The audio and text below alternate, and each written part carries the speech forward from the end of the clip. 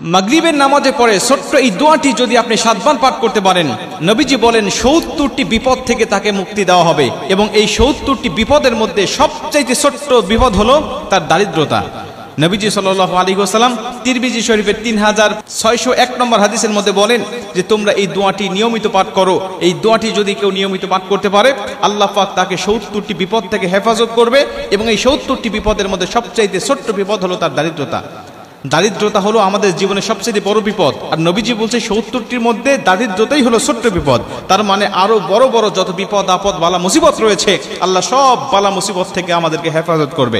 তার মানে আমি অসুস্থতা আছি, আপনি বিপদে আছেন, অসুস্থতায় আছেন, আল্লাহ পাক অসুস্থতাও আপনার দূর করে দিবে। আপনি বিপদে আছেন, এই দোয়াটি পাঠ করেন, আল্লাহ বিপদ থেকেও আপনাকে মুক্ত করে দিবে। আপনি দুশ্চিন্তায় আছেন, ডিপ্রেশনে আছেন, এই দোয়াটা পাঠ করেন, আল্লাহ দুশ্চিন্তা থেকেও আপনাকে মুক্তি দান করবে। যত বিপদ আছে মানুষের শরীরে, মানুষের জীবনে, 70টি বিপদ, এমন বড় বড় বিপদ থেকে আল্লাহ পাক আপনাকে হেফাজত করবে। রাসূল সাল্লাল্লাহু আলাইহি ওয়াসাল্লাম বলেন, হযরত আবু হুরায়রা রাদিয়াল্লাহু তাআলা আনহু বর্ণনা করেন, রাসূল সাল্লাল্লাহু আলাইহি ওয়াসাল্লাম বলেন, তোমরা লা হাওলা ওয়ালা কুওয়াতা ইল্লা বিল্লাহ এই দোয়াটি বেশি বেশি পাঠ করো, কেননা এটা হলো জান্নাতের রত্নভাণ্ডার। কেননা এটা হলো জান্নাতের রত্নভাণ্ডার। এই দোয়াটি যদি তোমরা বেশি বেশি পাঠ করো, জান্নাতের রত্নভাণ্ডার তোমাদেরকে দান করা হবে। এবং এই হাদিসের শেষের দিকে নবীজি সাল্লাল্লাহু আলাইহি ওয়াসাল্লাম বলছেন, তোমরা যদি এই দোয়াটির সাথে আরেকটু দোয়া যোগ করে যদি পাঠ করতে পারো, তাহলে তোমাদেরকে 70টি বিপদ থেকে মুক্ত করা হবে। কি সেই দোয়া? নবীজি বলছেন, লা হাওলা ওয়ালা কুওয়াতা ইল্লা বিল্লাহ ওয়ালা মানজা মিনাল্লাহি ইল্লা ইলাইহি।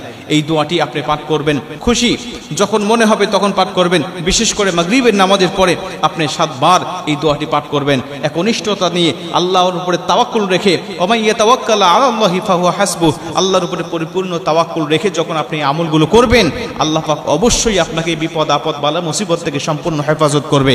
এই ছোট্ট ছোট্ট দোয়ার আমলগুলো যখন আমরা করি, এর পাওয়ারফুল দেখে, এর কার্যকারিতা দেখে আমাদের ঈমান বেড়ে যায়। নবীজি সাল্লাল্লাহু আলাইহি ওয়াসাল্লাম বলেন, এই ছোট্ট ছোট্ট আমল করার কারণে মানুষ সওয়াবেরও অধিকারী হয় এবং এইটা দেখে মানুষের ঈমানও বেড়ে যায়।